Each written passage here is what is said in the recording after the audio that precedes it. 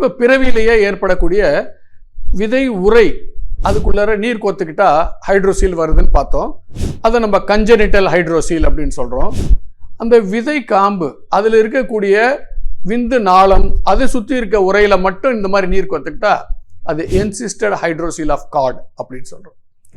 இதை தவிர்த்து வேறு எந்த காரணத்திலெல்லாம் இந்த மாதிரி விரைவீக்கம் ஏற்படலாம் அப்படின்னு பார்த்தோம்னா முக்கியமாக 3 காரணங்கள் இருக்குங்க.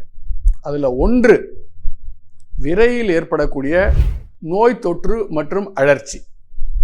அப்போ நோய் தொற்று எதனாலெல்லாம் ஏற்படுது அப்படின்னு பார்த்தோம்னா பெரும்பாலும் பால்வினை நோய்கள் அல்லது டியூபர்குலோசிஸ் என்கிற காசநோய் கிருமிகள் இந்த மாதிரியான நோய் தொற்றுகள் காரணமாகவும், அடுத்தது யானைக்கால் உண்டாக்கக்கூடிய கொசுக்கடினால் பரவும் ஃபைலேரியாசிஸ் அல்லது எலிஃபென்டியாசிஸ்ன்னு சொல்கிறோம் இல்லைங்களா, அதனாலையும் விரைவீக்கம் ஏற்படுகிறது.